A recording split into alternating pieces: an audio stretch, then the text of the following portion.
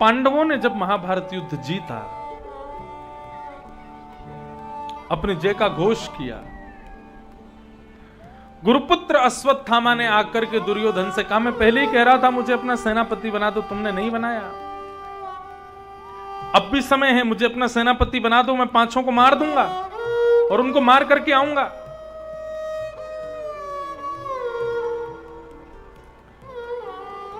गुरुपुत्र अश्वत्थामा की बात सुनकर के दुर्योधन ने उसको सेनापति बना दिया। कई लोगों को पदेशना होती है।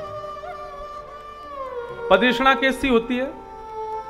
उन्होंने कुछ किया नहीं है जीवन में, लेकिन उनको फिर भी इच्छा होती है हम कहीं जाएं तो हमें ऊंचा पद मिले, हमें ऊंची गद्दी मिले, हमें बैठने का आसन मिले, हमें ऐसा हो, हमारा वैसा हो।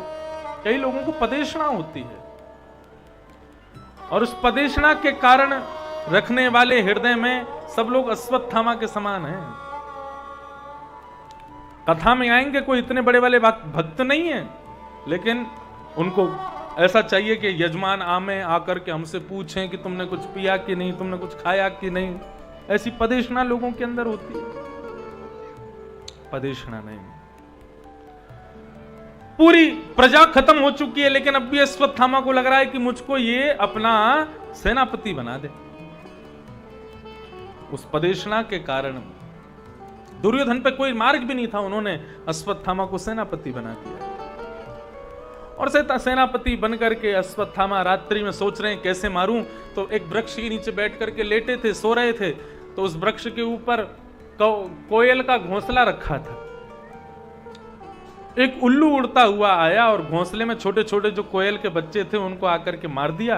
कौवे के बच्चों को मार करके और उनको नष्ट करके उल्लू वहां से चला गया।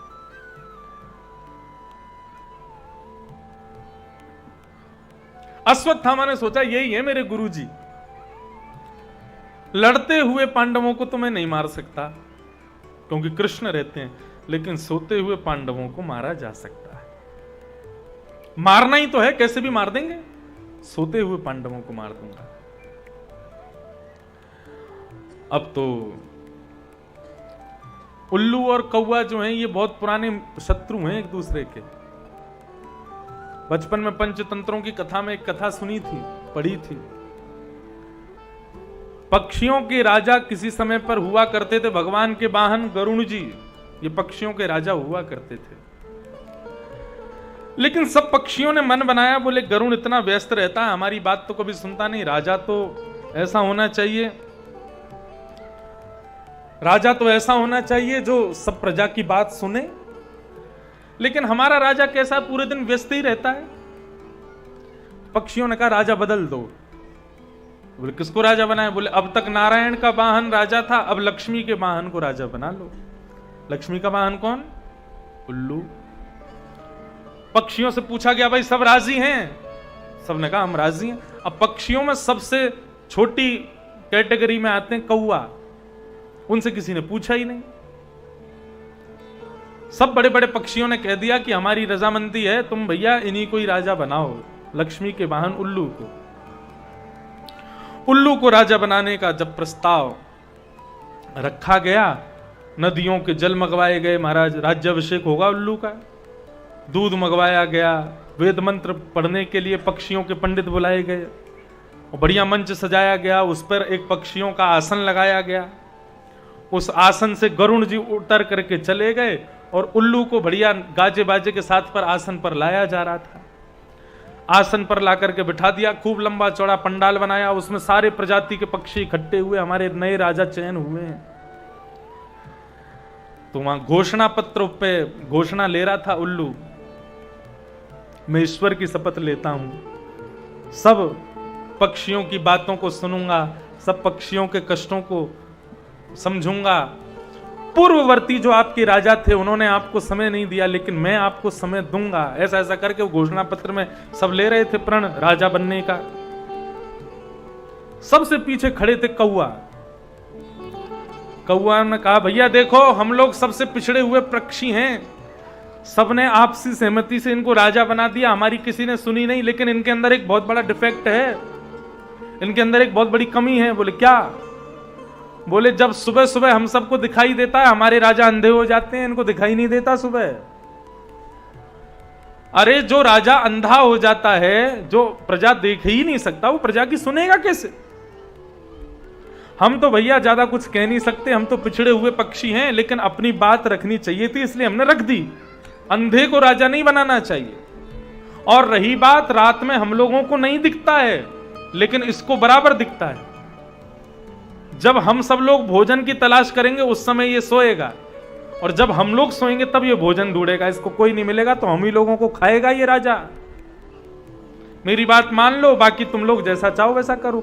सब पक्षियों ने विचार किया, बोले कौवा कुछ भी हो सही कह रहा है, अंधा राजा नहीं होना चाहिए। और बोले जब हम लोग अंधे हो जाते हैं रात में तब इसको आंख आ जाती है, सही कह रहा। तो बैठा हुआ था उल्लू राज सिंहासन पर, बस अभी अभिषेक होने ही वाला था, उससे पहले कौवाओं ने बीच में अड़ंगा डाल दिया। पक्षियों ने जाकर के उल्लू को सिंहासन से हटा दिया। बोले भैया तुम राजा नहीं बन सकते, तुम अंधे हो, तुमको दिन में दिखाई नहीं देता, इसलिए तुम राजा नहीं बनोगे। उल्लू ने कहा मैं चश्मा बनवा लूंगा अपने लिए, दिन में भी दिखने लग जाए, ऐसा कुछ प्रयोग कर लूंगा। बोले नहीं नहीं नहीं, अब तो तुम राजा बनोगे ही नहीं। तब से उल्लू का सबसे बड़ा शत्रु कौन? कौवा। ये पंचतंत्र की कथा है, बच्चों को पढ़ाई जाती है। तब से उल्लू रात में खोज खोज के कौवाओं को मारता है। उसको कौवे का घोंसला मिल जाए तो वो छोड़ता नहीं है उसको। कौवा और उल्लू बहुत बड़े शत्रु एक दूसरे के। उल्लू को गुरु बना लिया अश्वत्थामा ने, और रात्रि में सोते हुए पांडवों को मारने के लिए जैसे ही गया, भगवान को पता चल गया कि अश्वत्थामा आ रहा है। सोते हुए पांडवों के पास गए और पांडवों से बोले चलो चलो जल्दी चलो, विजय विजय हो गई आज, लेकिन भैया राज्याभिषेक से पहले हंस दर्शन करना शुभ होता है, मैं तुमको हंस दिखा के लाऊं। पांडव बोले बहुत थके हैं कन्हैया, सोने दो। बोले भैया अभी सोते रहोगे तो जीवन भर सोते ही रहोगे, अभी चलो मेरे साथ में। ब्रह्म मुहूर्त में ही हंस का दर्शन होता है, ब्रह्म मुहूर्त होने वाला है, जल्दी चलो। हंस दर्शन का प्रलोभन देकर के भगवान पांडवों को अपने संग लेकर के चले गए। और अश्वत्थामा ने आकर के अंधेरे में द्रौपदी के 5 पुत्रों को पांडव जान करके उनके सर को धड़ से अलग कर दिया, उनको मार दिया, सर धड़ से अलग कर दिया।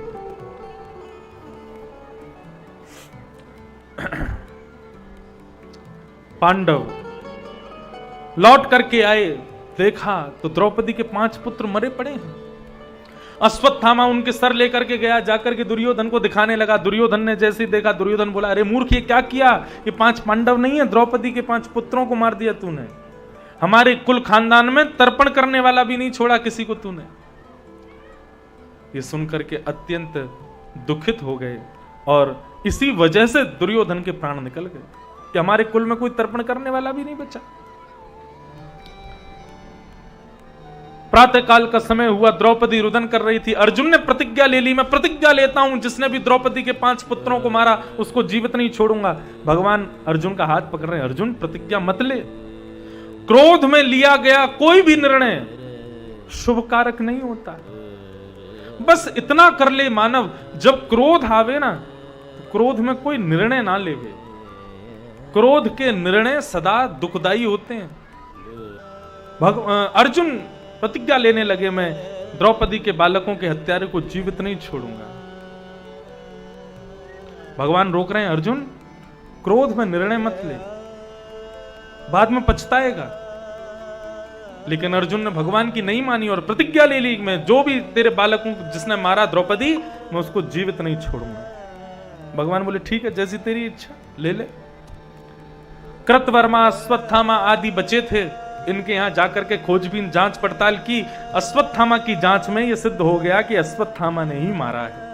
अब अश्वत्थामा आगे आगे भाग रहा है, पीछे पीछे अर्जुन भाग रहे हैं। अर्जुन ने जैसे ही ब्रह्मास्त्र छोड़ा, आगे से अश्वत्थामा ने ब्रह्मास्त्र छोड़ा, यहां से अर्जुन ने ब्रह्मास्त्र छोड़ा, दोनों ब्रह्मास्त्र टकरा के शांत हुए। अर्जुन ने जाकर के अश्वत्थामा के केश पकड़ करके उसके हाथों को बांध दिया, घसीटते हुए लेकर के गए हस्तिनापुर।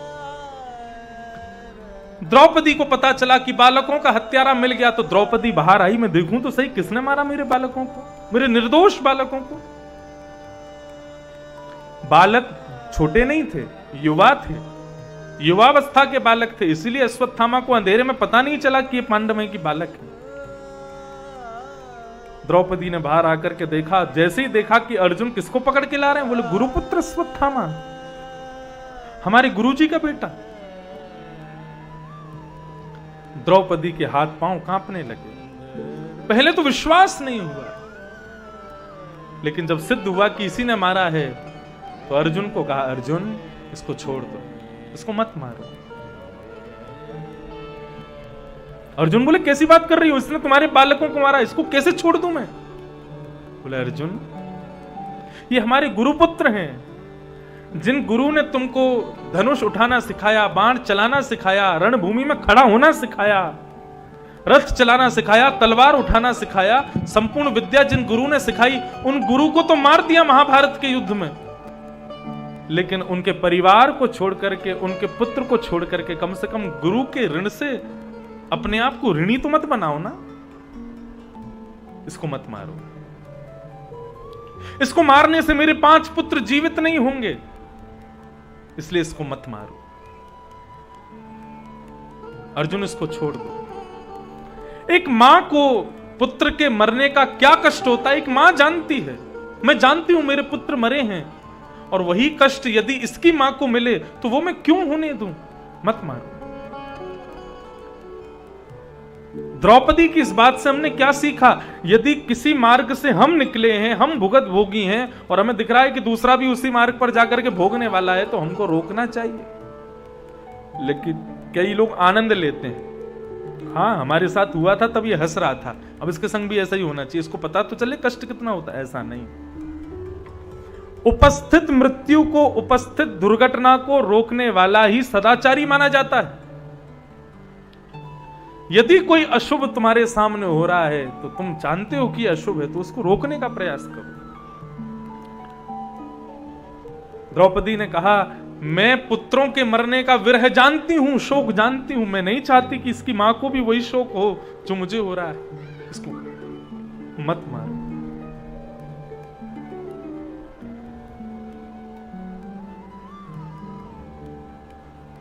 अर्जुन बार बार विवाद करने लगे, तो द्रौपदी ने कहा, मुझे 5 पुत्रों का बल नहीं है तो क्या हुआ, मेरे 5 पति तो जीवित हैं, लेकिन इनकी मां की दुर्बलता देखो, पति को तुमने पहले मार दिया, अब पुत्र को भी मार दोगे, किसके सहारे जिएगी वो?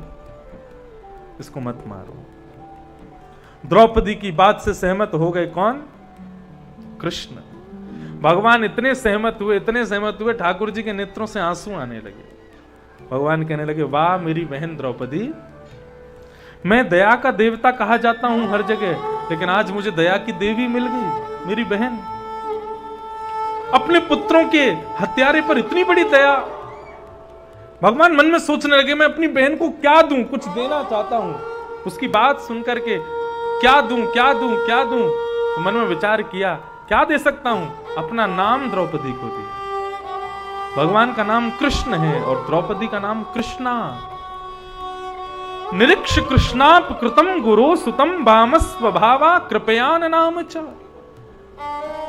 जो लोग महामंत्र में हरे कृष्णा हरे कृष्णा हरे कृष्णा बोलते हैं, उनसे मेरा विनम्र अनुरोध है, कृष्णा नहीं, द्रौपदी का नाम कृष्णा है, भगवान का नाम कृष्ण है। भगवान ने अपना नाम द्रौपदी को दिया, मेरी बहन कृष्णा। क्यों? मैं दया का देवता, ये दया की देवी कृष्णा। द्रौपदी से प्रसन्न हो गए भगवान। भीम ने कहा, अर्जुन यदि तूने इनको छोड़ दिया तो मैं मार दूंगा।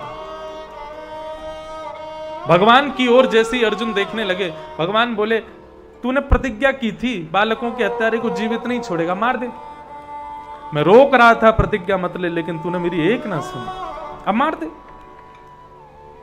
और याद रखना एक बात कि ब्रह्म बंधुर न हंतव्य आतताई बधारहण। अर्जुन, बालकों का हत्यारा कोई भी क्यों ना हो उसको छोड़ना नहीं चाहिए, और ब्राह्मण कैसा भी क्यों ना हो उसको मारना नहीं चाहिए।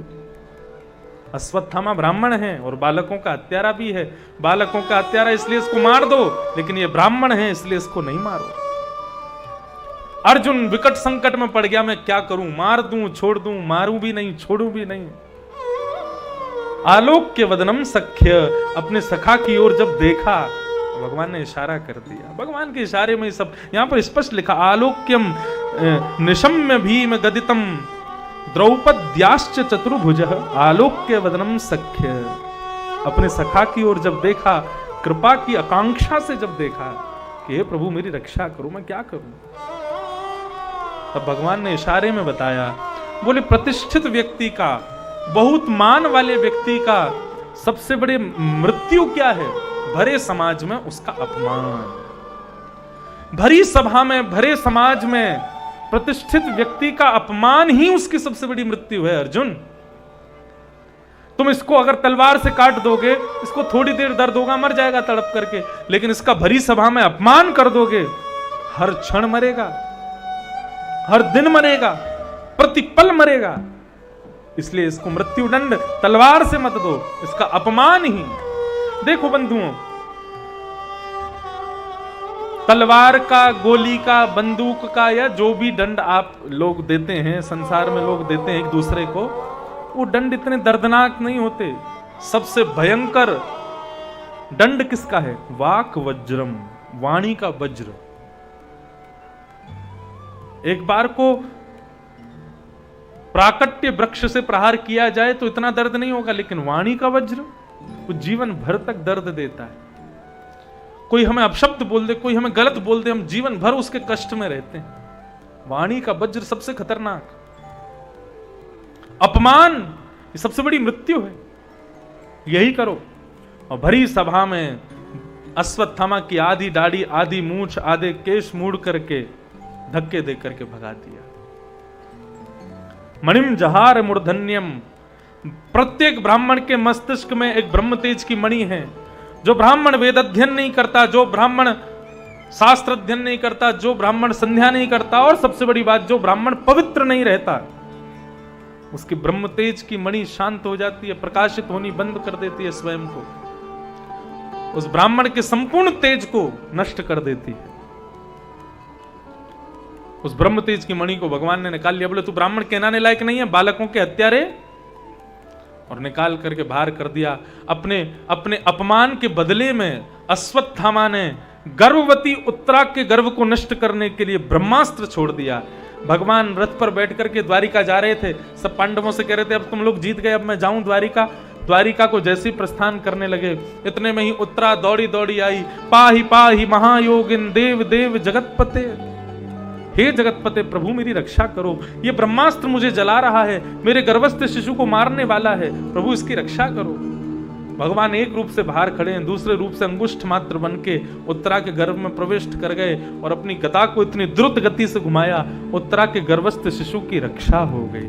बोलो भक्त वत्सल भगवान की।